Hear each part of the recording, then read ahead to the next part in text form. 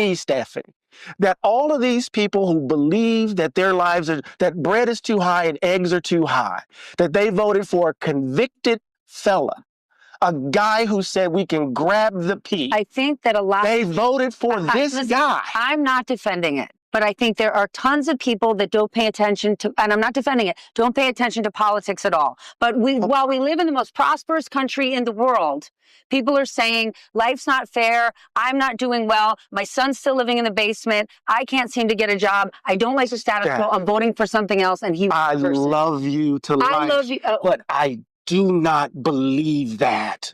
I cannot believe that. And the reason I think you believe it is because you don't want to believe that that's what's really motivating them. It's always the case.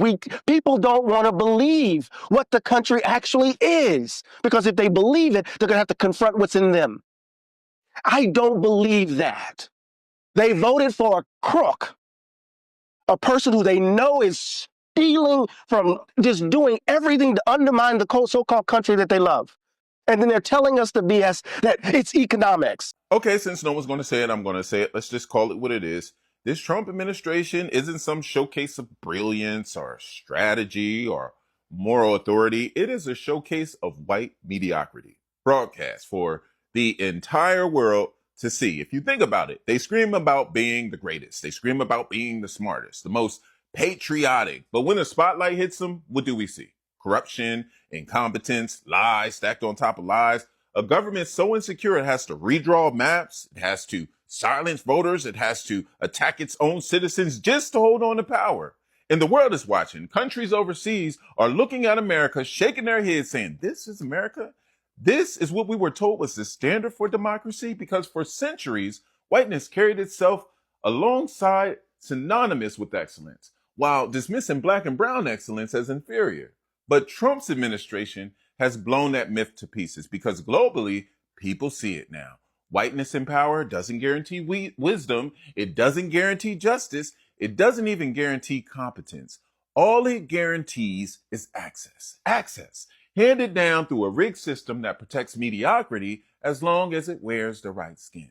So let's be clear. This ain't about every white person, but it is about the fact that Trump has exposed the truth, that the old story of white superiority was never superiority at all. It was all smoke and mirrors. And now the smoke has cleared. So what comes next, right? If America wants respect on the world stage again, it won't come through Trump.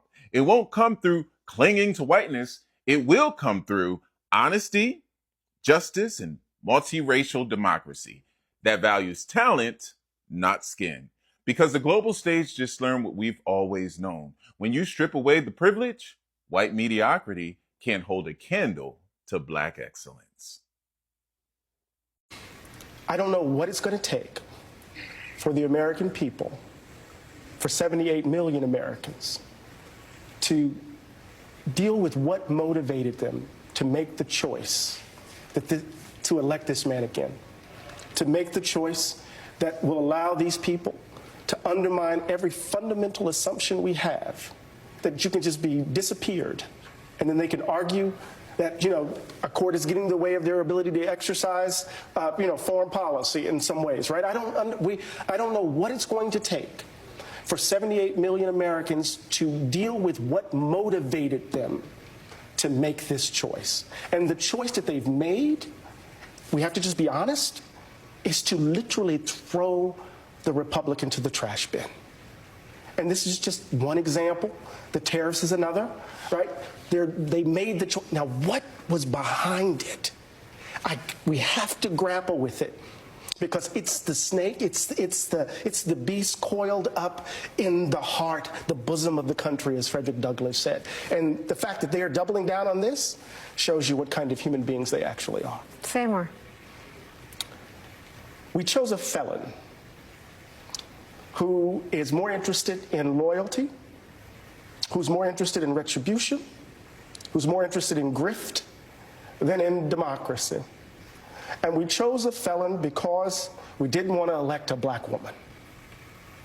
So to read that, to actually explicate that, is to say we would rather destroy the republic than for that to have happened. And until we grapple with it, there's no amount of protesting I could do. There's no amount of resistance that could come into play to actually force 78 million people to grapple with what motivated them to put themselves in this position. We confront the killing of good. We must also confront the killing of truth. The recent claim by President Trump that the 1964 Civil Rights Act harmed white Americans is just wrong, and it's dangerous. It rewrites history in a way that fuels fear and resentment. My fathers and so many leaders of the movement, Fred Shuttlesworth, Diane Nash, John Lewis, I can call the roll, but I won't do it today, did not risk their lives to divide this nation.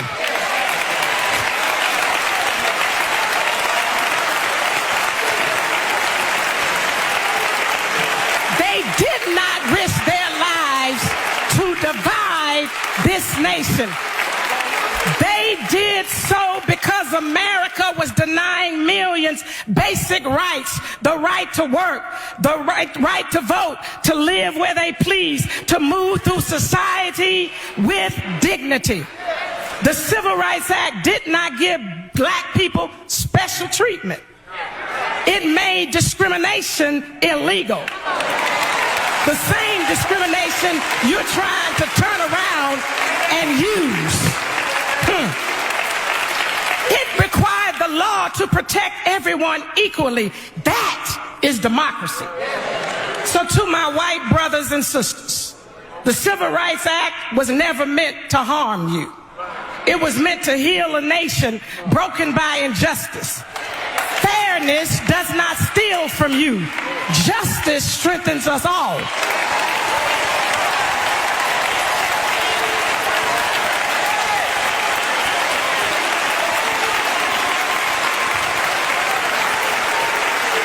And so we must not fall for the politics of fear, the lie that we must choose between one another to thrive. America is stronger when more people are included, when we are united in respect and love, not when we retreat in fear. The beloved community is not built by blaming one another. It's built by protecting the dignity of everyone. And so, on this King holiday, we are not going backwards. We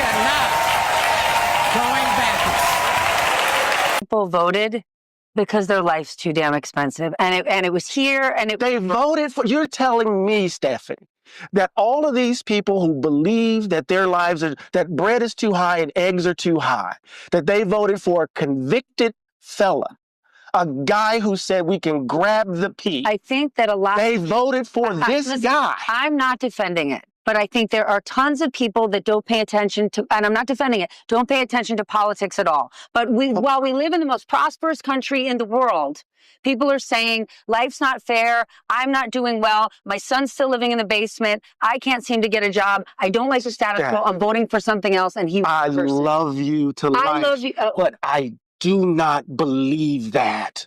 I cannot believe that.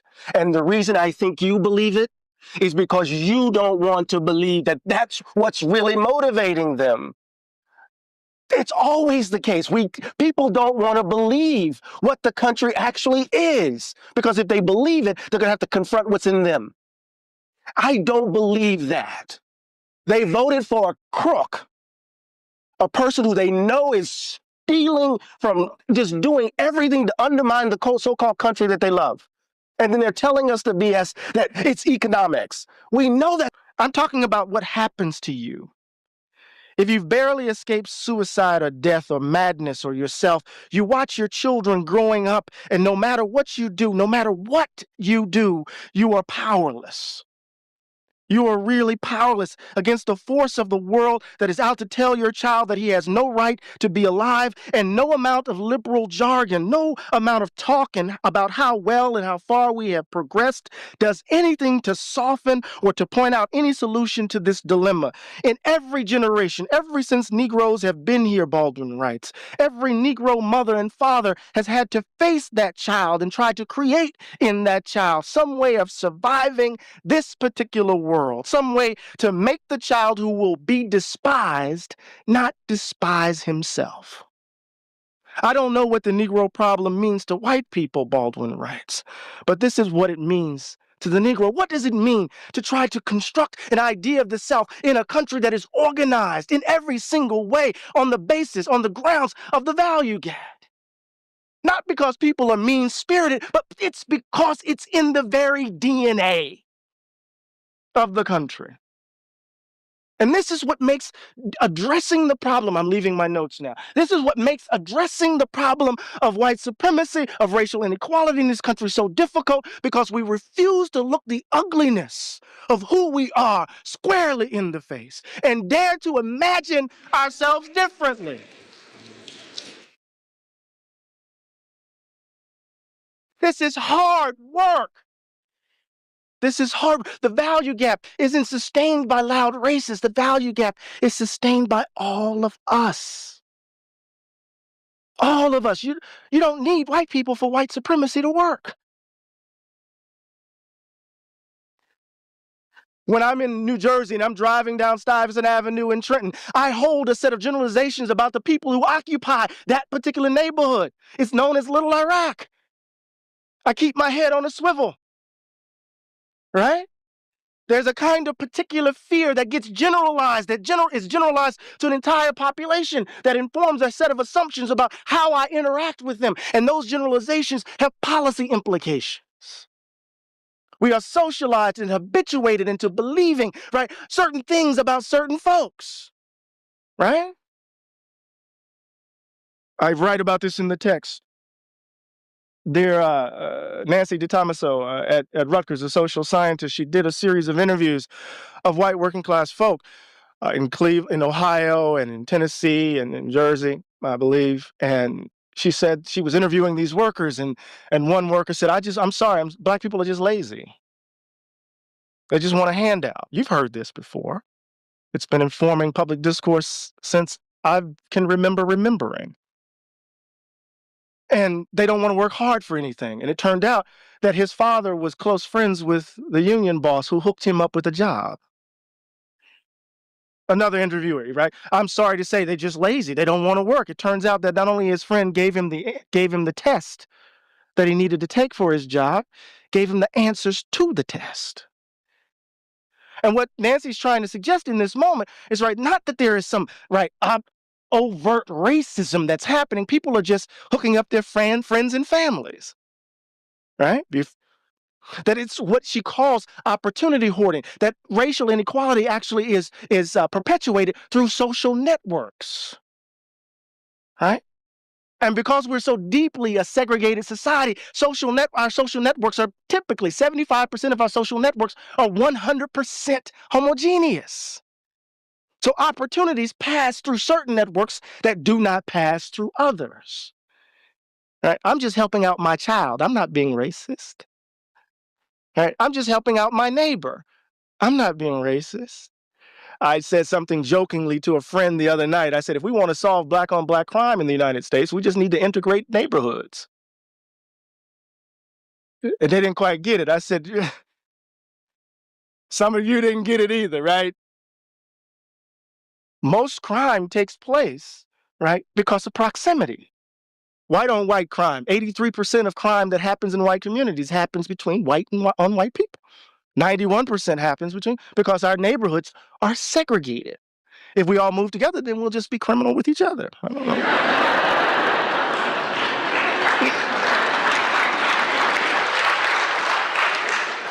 know. Racial habits.